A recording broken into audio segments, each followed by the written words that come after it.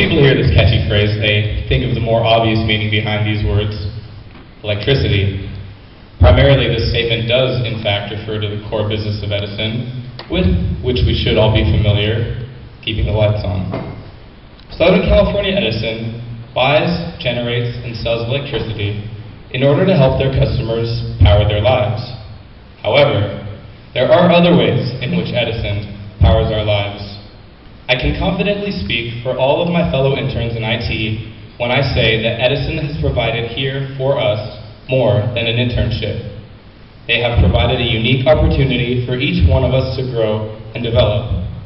For those of us fortunate to participate in this program, Edison has provided to us much more than power in regards to electricity. Our managers, mentors, directors, executives, and everyone involved in the program have all had a powerful impact on our lives. They have provided us with a meaningful experience chock full of responsibilities and opportunities for growth. And through completing these tasks, achieving our goals, and experiencing a few bumps along the way, we can say that our lives have been powered by Edison. Many of us have had experiences here that we will always remember, and we would be wise to not forget the lessons we have learned as well. Throughout my time here at Edison, I've always felt that the work was challenging, not necessarily because of the work itself, but because of other factors, such as time constraints and level of visibility. Many people told me, and some were joking, others were serious, that internships are mostly about grunt work, filing papers, cleaning offices, delivering coffee, and maybe typing up the occasional document. I was not only relieved that this was not the case, but I was extremely grateful for the extent to which my managers involved me in things that were going on throughout the company. My calendar was always full of meetings, informational interviews, group projects, and many other activities. It felt a lot like when many of us first began attending college and suddenly had to learn to manage our time in a much better way than we had in the past. Here at Edison, those words ring true.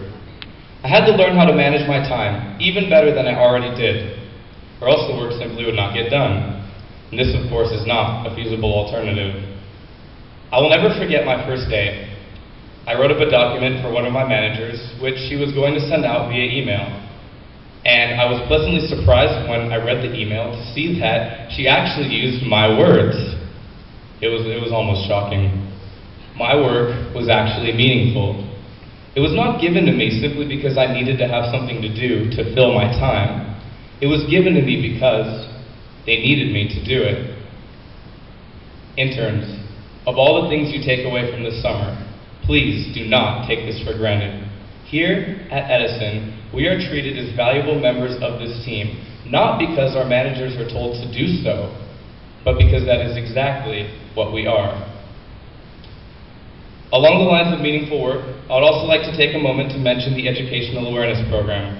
This project has been the most meaningful assignment I have had the opportunity to work on. It entails partnering with Cal Poly Pomona, more specifically with the Technology and Operations Management Group, so that students would be able to work on projects for Edison. Cal Poly has a great program already for senior projects, and we would love to utilize this tool such that it may benefit Edison, as well as the students. I am honored to be the liaison between Cal Poly Pomona and Edison, and it is such a pleasure to be able to give back to two organizations which have both given me so much, as I have learned many, many lessons from both. But among the lessons I have learned here at Edison, there is one, or rather I should say there are 12, that I will take with me for the rest of my life. These 12 points were written down and given to me by a manager in BOC who has been so incredibly kind and has taken a genuine interest in my mentorship.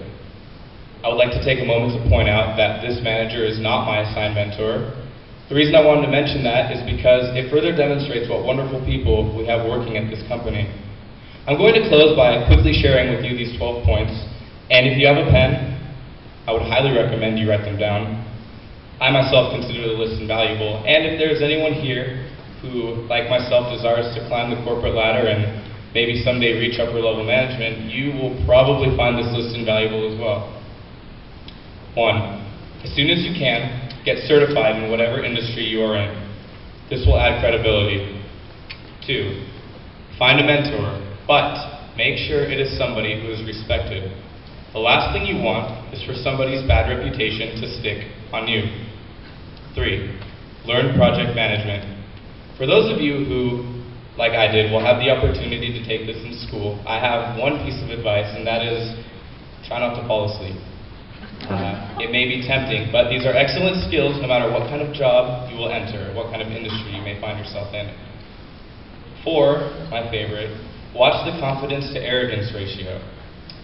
When I first got here to Edison, I heard through the grapevine that there was a manager who would describe me this way, and as somebody who, of course, does not have these qualities at all, I brushed it off. I thought this is just somebody's opinion, and they're entitled to that. But then I heard it a second time, and by the third time I heard it, I thought maybe I should look into it. So I began to ask around to some of the more experienced people in my group, and I learned that when you know what you're talking about, and you're good at what you do, especially for us Generation Y folk, it's easy to come off as cocky or arrogant. Now, it doesn't really matter if you actually are or not, but it is all about other people's perception of your behavior and your actions.